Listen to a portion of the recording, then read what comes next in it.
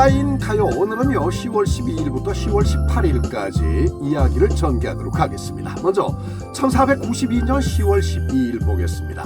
콜럼부스 신대륙 발견. 그때 당시 사람들은요 이 지구가 평평하다고 믿었어요. 둥근 게 아니라 평평하다. 그래서 쭉 가다 보면 어딘가에는 끝이 있을 것이다. 툭 떨어질걸? 이런 생각을 했었나 봅니다. 콜럼부스가 우여곡절 끝에 여왕으로부터 세척의 배를 할당을 받죠. 그래서 이 70일 동안 항해를 하게 됩니다. 70일 항해 끝에 서인도 제도의 산살바도르 섬에 도착을 합니다. 근데 그 섬을 콜럼부스는 인도 근처에 있는 섬이라고 그렇게 생각을 했습니다. 그뿐이 아닙니다. 그 후에도 3번이나 대서양을 건너가서 중앙아메리카와 남아메리카를 탐험을 했지만 죽을 때까지도 그곳을 인도의 일부라고 그렇게 믿었습니다. 그래서 이제 그 생겨난 말이 있잖아요. 그곳 사람들이 바로 인도 사람들이, 인디안이란 말이 그렇게 생겨나게 된 겁니다. 그리고 또 그 서쪽 인도 땅이다, 서쪽 인디아다, 그래가지고 서인도라는 그런 땅 이름이 생겨나게 된 거죠. 근데 그 후에 아메리고 베스푸치, 그러니까 역시 같은 이탈리아 탐험가예요. 아메리고 베스푸치가 나와가지고 이건 아닌 것 같아. 선배 콜럼부스가 해놓은 게 이게 뭔가 좀 아닌 것 같아. 왜냐하면 이 대륙 서쪽으로 엄청나게 넓은 바다가 있는데 저 바다를 걷는데 저게 어떻게 인도의 한 끄트머리라고 그러지? 그건 아닌 것 같아. 이렇게 넓은 바다가 있는 걸 보면 이건 아시아의 일부가 아니라 전혀 새로운 대륙일 것 같아. 맞잖아요. 그렇게 해서 새로운 대륙임을 밝혀내고 그 신대륙의 이름을 따서 자신의 이름 아메리고 베스푸치에 아메리고를 넣어서 아메리카라고 이름을 짓게 되는 겁니다. 물론 최초 발견자였던 콜럼부스의 이름도 남아 있습니다. 그 남아메리카에 보면 그 콜롬비아라는 나라가 있잖아요. 축구 아주 그 열정적인 나라. 네, 그 콜롬비아라는 나라 이름 속에 콜럼부스의 이름이 포함이 되어 있는 거죠. 그렇게 남아 있는 겁니다. 네. 자, 1990년 10월 13일 보도록 하겠습니다. 노태우 대통령 범죄와의 전쟁을 선포한 그런 날입니다.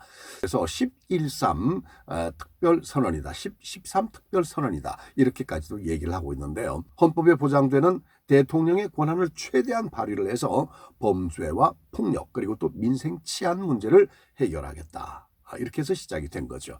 결과는 굉장히 좋았던 것 같습니다. 전국의 폭력 조직이 일단 거의 와해가 됐습니다. 그때는 범죄의 이 단체가 너무 많아가지고 이 범죄 단체가 민생까지 침투를 해 들어온 겁니다. 그래서 이거는 절대로 있을 수가 없다 해가지고 완전히 근절하겠다 해서 이 범죄 단체가 정말로 와해가 됐습니다. 그러다 보니까 자연스럽게 범죄 조직이 완전히 소탕이 되고 또 남아있는 잔상들은 꼬리를 감추게 되고 일반 시민 쪽으로는 피부에 느껴질 정도로 그런 게 아주 선연하게 이제 참 이런 게 많이 달라졌구나, 이런 걸 느낄 수 있게 됐습니다.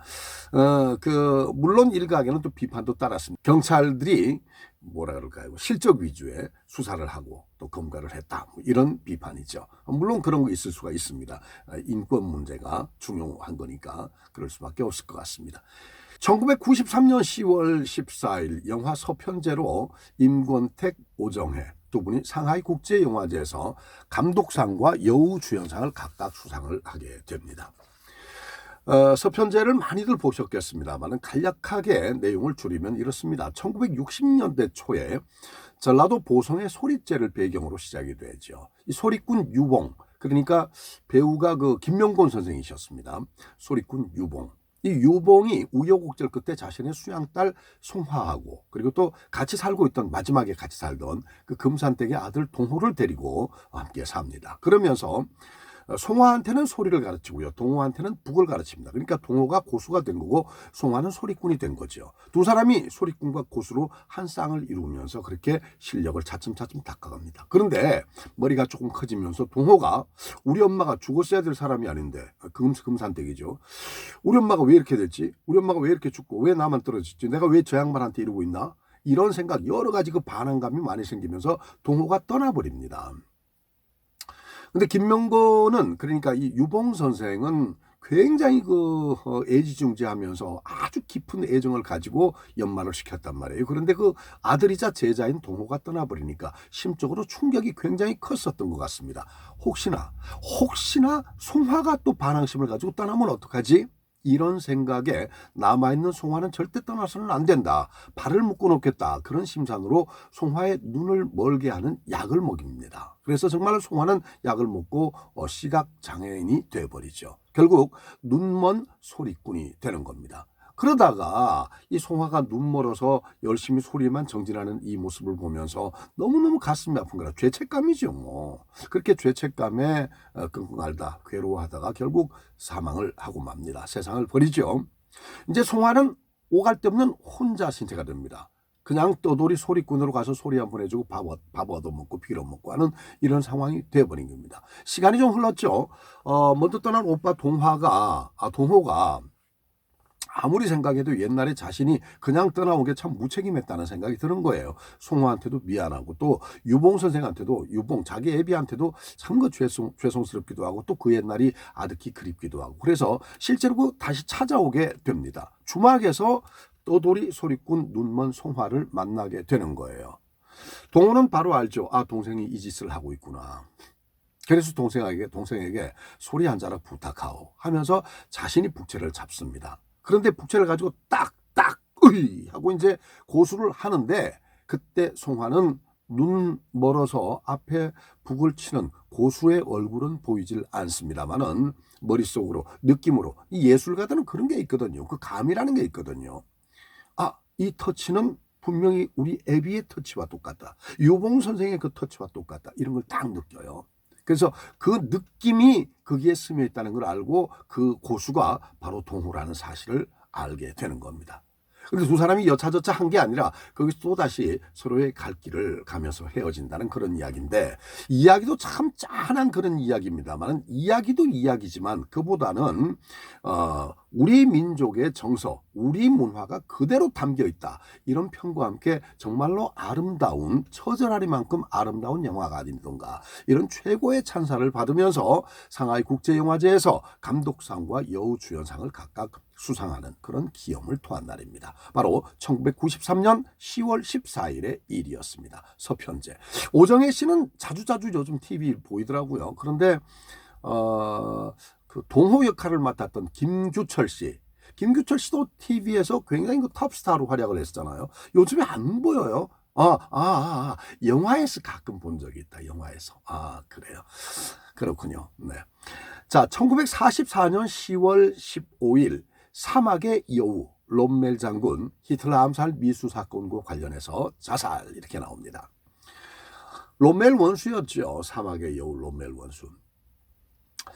이 사건은 1944년 7월 20일로 가야 되는데요. 이날이 바로 독일에서 그 히틀러를 반대하는 나치스를 반대하는 반나치스 세력. 이 세력이 히틀러를 암살하려다가 실패한 사건입니다. 히틀러는 어떻게 간신히 정말 화를 면해서 목숨을 건지게 됐는데 정말 깜짝 놀랐죠. 나를 반대하는 무리들이 이렇게 나를 해하려 하는구나. 그래서 히틀러가 잘 됐다. 마침 이때 본보기를 잡아야 되겠다. 그래서 히틀러는 여기에 동조한 사람 또 여기에 가담한 사람은 모두 그냥 처형을 하겠다. 이렇게 된 거예요. 실제로 처형을 해오고 있었던 겁니다. 그런데 조사를 하다 보니까 롬멜이 주동자들과 아주 접촉한 흔적이 있는 거예요. 이제 깊은 고민에 빠집니다. 자, 이 롬멜을 잡아다가 공개 처형을 하자니 롬멜은 이미 국민적인 영웅으로 추앙을 받는 그런 장군이 돼 있단 말이에요. 이걸 어떡하지? 그렇다고 그냥 살려두자니 이참에 자신의 정적들을 다 없애버리는 그 정적의 잔당들을 싸그리 없애버리는 그런 어떤 정치적인 좋은 기회도 맞이를 했는데 이걸 어떡하나 끙끙 고민을 하다가 결국 하나의 어떤 그 답을 내리고 가족의 안전은 보장해주겠다. 그러면서 뭘 딱 내놓지요. 약입니다. 극약입니다. 그러니까 네 가족들은 살려줄 테니까 너 이거 먹고 가. 이거예요. 그래서 롬멜은 두 말 없이 그 극약을 먹고 자살을 합니다. 자살을 당한 거죠. 그러니까. 네. 참 어리석다는 생각이 드는데 사실은 그 군인의 입장이라고 생각을 하고 보면 정말로 참 군인의 모습이 아니었던가 이런 생각을 하게 됩니다. 군 통수권자의 명령이잖아요. 그러니까 그게 어떻게 보면 정말 군인으로서 가장 현명한 결단일 수밖에 없는 거죠. 네. 자, 롬멜은 정말 리더십이 상당히 뛰어났습니다. 그래서 온 세상이 존경하는 그런 군인입니다. 심지어는 적군인 영국군에게도 존경을 받았다고 그러잖아요. 그의 참된 군인 정신을 흠모하는 그 후세대 군인들도 많이 있었습니다. 그런데 롬멜 인생에 딱 한 가지 결점이 있어요. 그 결점이 정말 계속해서 두드러지고 있는데 이 결점이 굉장히 큰 거거든요. 이집트에서 전쟁을 하다가 영국군에게 패해가지고 후퇴를 했을 때가 있었습니다. 그때 롬멜이 후퇴를 하다가 리비아와 이집트 사이의 서부 사막에 약 1700만 개 이상의 지뢰를 뿌려버립니다. 지뢰밭을 인위적으로 조성을 한 거죠. 그래서 거기서 엄청나게 많은 살상자가 나타나고 그 이후에도 계속해서 부상자가 계속 생겨나는 겁니다. 그래서 사람들은 악마의 정원이다, Devil's Garden 이렇게 이름을 붙였습니다. 이건 전쟁하고도 관계가 없는 거예요, 사실은. 그러니까 말 그대로 반인륜적인 범죄 행각에 불과한 거다. 뭐 이런 평과 함께 엄청난 오명이 그 군인으로서의 참다운 면으로 인한 찬사와 동급으로 항상 유지가 된다는 사실. 사막의 여우 롬멜이 자살을 한 날, 바로 그날이 1944년 10월 15일. 자, 롬멜의 공과 과를 한번 얘기를 해봤습니다.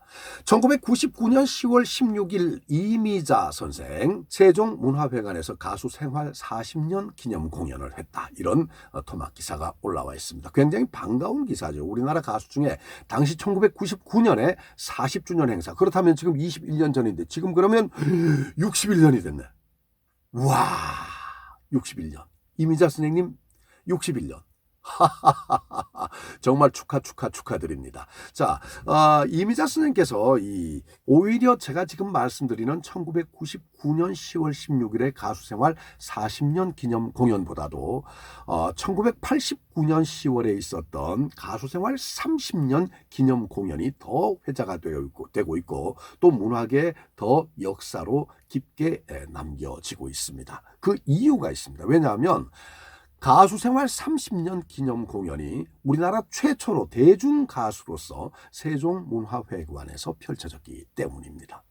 굉장히 아픈 사연이 있습니다. 신청을 했는데 관장이 허락을 하질 않아요. 허가를 내주질 않아요. 근데 그 이유가 있습니다. 이 자료에 명시가 되어 있는데요. 이미자 공연을 여기서 하면 고문 신작들이 많이 모여서 분위기가 바뀐다. 어떻게 어떤 생각을 했길래 이런 이야기가 나올 수가 있죠? 그것도 대중문화시설인 세종문화회관의 관장이라는 작자한테 어떻게 이런 사고방식이 형성되어 있는지 이해를 할 수가 없습니다. 뭐 고무신짝? 참 정말.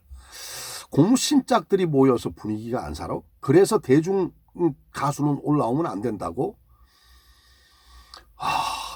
제가 지금 이거 솔직히 말씀드리면은요. 지금 NG를 제가 몇 번을 냈습니다. 한 서너 번. 나중에 NG 장면을 언제 한번 발표할 때 내가 막 정말 이걸 들려드리고 싶은데 제가 그럴 수가 없습니다. 그렇기 때문에 정중하게 반성하시오 하고 얘기하면서 넘어가도록 하겠습니다. 아주 그 캐캐묵은 사고방식 말이야.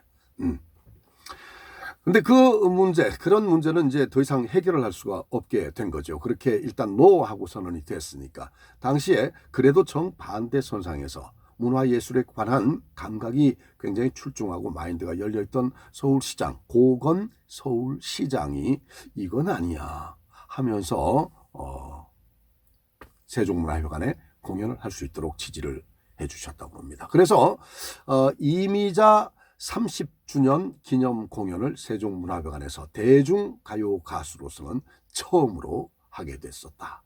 기념비적인 일입니다. 그 반대 선상에 저런 썩어 빠진 사고방식을 가진 사람이 있었다는 것도 기념비적입니다. 자, 넘어가겠습니다. 세종문화회관에서 대중 가수 첫 공연 1999년 10월 16일이었습니다. 자, 1918년 10월 16일 10월 16일에 여러 가지 일이 많네요. 이번엔 1918년입니다. 허영숙 총독부 시행 의사시험에 여자로서 최초 합격. 자, 이거는요, 당시에 동아일보에 올랐던 그 관련 기사를 하나 보면 여러분 바로 알 수가 있습니다. 1920년 5월 1일자입니다. 그러다 보니까 자연스럽게 고어들이 많이 들어가 있습니다. 재작년에 동경여자의학전문학교를 졸업하여 조선에 처음으로 여의가 된 허영숙 여사는 이번에 서대문정 일정목에 여의원을 내이고 금일부터 개업을 한다는데 병원 이름은 영혜의원이라고 하며 이로써 조선 여자가 의원을 개업하기는 처음이라 하겠더라. 이렇게 조선일보 1920년 5월 1일자 기사가 게재가 되어 있습니다. 그러니까 우리나라가 배출한 첫 여성 의사인 거예요. 그리고 최초의 개업 의원이었고 또 최초의 산부인과 전문의였다. 네. 그렇습니다. 근데 놀랍게도 이분이 여러분 잘 아시죠? 소설 흑, 무정 이런 소설을 쓰신 이광수 선생의 부인이셨습니다. 네. 부인이십니다. 부인이셨습니다. 과거니까. 네. 자, 1967년 10월 7일 청나라 마지막 황제 푸이가 사망을 한 날입니다. 마지막 황제라는 영화를 봤는데 가슴이 짠한 기억이 남아 있습니다. 어린 시절에 그 뛰어다니던 자기 집 앞마당, 그게 자금성이에요. 나중에 이제 평민이 돼서 거기가 가보고 싶어서 들어가는데 그 영화를 보는 사람들한테는 어린 시절에 그 장면이 쫙 남아 있잖아요. 근데 성인이 된 이 푸이가 자기 집 마당이 그리워서 들어가 보려고 그러는데 통제를 받죠. 완장찬 사람들의 통제를 받고 줄을 서 있다가 돈을 내고 자기 집 앞마당으로 들어갑니다. 근데 기다리던 그 푸이가 어떤 생각을 했을까요? 어떤 생각을 하면서 기다렸을까요? 더 속상한 거는요, 보는 사람들이 정말 덤덤한 모습으로 기다렸다가 들어가는 일상적인 평민의 모습으로 그걸 보는 순간에 더 정말 속이 더 팍팍해 오는 거예요. 아니 뭐 마지막 황제를 응원할 이유조차 하나도 없지만 그래도 영화로서 마주한 마지막 황제의 그 모습이 짠하더라는 그런 이야기입니다. 네. 푸이는 그 말년에 이제 평민이 됐어요, 그죠? 평민이 돼가지고 중국 인민정부의 소개로 항저우 출신의 간호사와 결혼을 합니다. 그게 아마 네 번째인가 결혼이 그랬을 겁니다. 그리고 1967년에 사망을 했는데 그때까지 약 6년 동안 말년 결혼 생활 6년 동안 꽤 다정하고 평범한 결혼 생활을 유지했다. 어쩌면 황제로서보다도 훨씬 그냥 평민이었던 행복한 그런 모습들이 마지막 6년 일상 그런 모습들이 더 행복한 일상들이 아니었던가라는 것을 우리에게 보여줬었던 그런 영화였습니다. 그렇게 이제 67년에 푸이가 사망을 하면서 우리 역사 속에서도 어지간히 징글징글했던 청나라가 마지막 황제까지도 역사 속으로 완전히 사라지게 된 거죠. 근데 그 청나라가 문제가 아니라 또 중국이 덜컥 서 있네. 자, 1906년 10월 18일 정부 최초의 기념우표를 발행합니다. 기념우표라는 것을 이제 사전적 정의로 찾아보니까 국제적인 행사, 역사적인 사건 또는 중요 업적을 남긴 인물을 기념하고 그 일을 국내외에 홍보할 목적으로 발행하는 우표다. 이렇게 사전적인 정의가 내려져 있습니다. 우리나라의 최초의 우표는요, 1884년에 나왔습니다. 그리고 그 중에 최초의 기념 우표는요, 고종 황제 어극 40년 경축 기념우표가 되겠습니다. 어극 그러니까 고종 황제가 그 임금의 자리에 오른 지 40년째 되는 그 경축 기념우표라는 얘기죠. 당시에 가격이 3전짜리였습니다. 3전. 5만 장 가량이 찍혔다고 그러는데 야 지금이면 얼마쯤 될까 하는 그런 그 가격 궁금증이 드는데 그건 또 명시가 되질 않아서 제가 정확히 알 수가 없습니다. 근데 다른 부분들이 가격이 명시가 돼 있어요. 그래서 가격을 쭉 보니까 최고가 대통령 취임 기념 우표는요, 이승만 초대 대통령의 우표가 가장 비싼 우표였습니다. 한 장에 33만 원이라고 그러네요. 지금 현재 가격이. 1948년 8월에 찍혔다고 그러는데 5만 부가 나왔답니다. 5만 부인데 한 장에 지금 33만. 와우. 액면가는 5원에 발행이 됐었고요. 자, 그다음에 박정희 대통령의 제5대 대통령 취임 기념우표가 현재 5만 5천 원 선에서 거래가 되고 있다고 합니다. 전두환 전 대통령 기념우표가 현재 400원 안팎, 엄청난 차이가 있네. 네. 박정희 대통령 5만 5천 원이라 그랬는데 전두환 전 대통령 400원. 박근혜 전 대통령의 취임 기념우표는요 1,500원에서 2,000원. 그리고 박근혜 대통령은 기념우표첩까지 내놓았다 그래요. 기념우표첩이 약 10,000부 정도가 나왔는데 이거 한 부에 20만 원 선이라고 합니다. 굉장히 비싸죠. 네. 13대 노태우 대통령은 2,000원. 그렇다면 16대 노무현 대통령은 얼마나 할까요? 1,000원입니다. 1,000원. 그래서 이 가격을 정말 도대체 어떻게 해야지 어림짐작을 할 수 있는지 많은 사람들이 질문을 올려놨더라고요. 보니까 이 전문가들 또 그 거래자들이 이제 그 답장을 올려놨는데 보니까 희소성과 인기에 따라서 결정이 된다고 합니다. 네. 자, 1867년 10월 18일 미국이 러시아로부터 알래스카를 매입한 그런 날이 되겠습니다. 당시 제정 러시아죠. 제정 러시아의 주미 공사 스테이클 앞으로 황제의 어명이 떨어져요. 그래서 이 황제의 어명을 보는 순간에 스테이플이 바로 슈워드 미국 국무장관에게 제안을 하기에 이릅니다. 슈워드 장관, 우리 러시아의 황제로부터 내 어명을 받았어. 내용은 알래스카를 귀국에 양도하라는 명을 받았어. 어때요? 미국 인수할 의향은 있어? 하고 물어본 거예요. 그러니까 러시아 황제가 야 미국의 알래스카 그거 팔아버려요. 그리고 그 조건을 충족하면 되잖아. 이 얘기했습니다. 조건은 제가 잠시 후에 말씀드리겠습니다.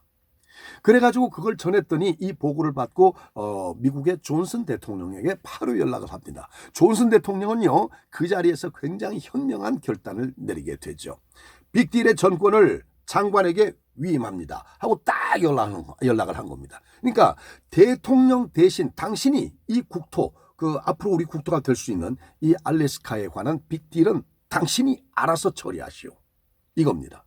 슈워드 장관이 뭐 일사천리로 진행을 하죠. 바로 그냥 스테이클 공사를 만나가지고 밤샘 협상이 이루어지게 되는 겁니다. 다음날 아침에 동이 틀 때쯤 해서 바로 계약서가 만들어졌고 양국 대표가 그 계약서에 서명을 하면서 알래스카는 바로 미국의 영토가 그 아침에 됩니다.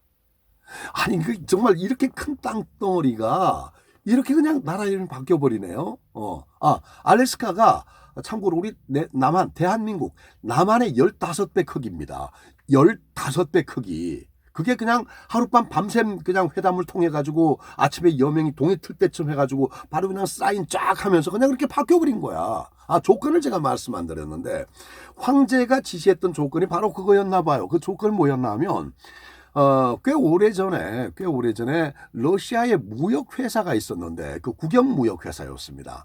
그 국영무역회사가 미국 정부에 빚을 좀 지고 있었던 거라. 그 빚이 바로 채무가 700만 원이었습니다. 700만 달러였습니다. 이 700만 달러의 빚을 탕감해주는 조건으로 알래스카를 준 거예요. 아니 이게 무슨 얘기야? 그러면 미국은 국가와 국가 간에 있었던 그 부채 그건 뭐 천천히 시간을 두고 갚는 거고 또 어떻게 되면 못 갚을 수도 있는 거고 떼먹어도 정말 어떻게 뭐 달리 방법이 없는 그저 부정한 나라야 이렇게 규탄받기도 하겠어요. 근데 떼먹어도 어쩔 수 없는 그런 판국에 그 700만 달러를 우리가 안 받는 대신에 그걸 탕감해 주시오. 대신에 이 땅 드리겠소. 이거잖아요. 이게 여러분 납득이 돼요. 근데 실제로 그랬다니까. 그래서 미국이 그 땅을 받으면서 오라 700만 달러 우리 그거 그냥 안 받고 이 땅 받고 퉁쳐? 그 미국은 좀 미안하잖아요. 야, 저 큰 땅떼기를 넘기면서 그 빚만 탕감해 주면 된다? 아유 그래도 사람으로서는 또 그럴 수가 없지 하면서 거기다가 20만 달러를 더 줘요. 그래서 720만 달러가 된 거예요. 네, 세상에. 지하 자원의 보물입니다 지금. 그리고 군사적인 측면에서도요. 현재 러시아를 감시할 수 있는, 견제할 수 있는 그런 위치입니다. 그러니까 전략적으로도 정말 엄청난 복덩어리를 그렇게 얻게 된 겁니다. 미국 입장에서 볼 때는 뭐 남는 장사라는 표현도 어울리지 않아요. 이건 뭐 그냥 복덩어리가 그냥 글로 불러 들어온 거다. 그래서 오죽하면 달러는 말도 없는데 웃돈을 20만 달러씩이나 더 주면서 매입을 했겠습니까? 네. 두고 러시아로서는 정말 땅을 치면서 원통해하는 그런 사건이고요. 미국 입장에서는 말씀 그대로 매년 3월 마지막 월요일을 잡아서 스워드의 날, 그래서 알래스카 매입을 기념하면서 이거 니들 넘보지 말어. 당신들 말이야. 우리한테 이거 팔아넘긴 거야. 720만 달러에 팔아넘긴 거야. 이거 우리 땅이야. 이걸 보여주고 자꾸만 증명을 하듯이 3월 마지막 월요일을 스워드의 날로 정해놓고 기념을 하고 있지 않습니까? 세상에 이런 일도 다 있네요. 우리나라도 이런 복덩어리가 없나? 이런 뺑재 덩어리. 네. 자, 이렇게 미국이 러시아로부터 알래스카를 매입했다는 1867년 10월 18일 이야기를 끝으로 오늘 이야기 마무리합니다. 다음 주에 다시 인사올리겠습니다. 감사합니다.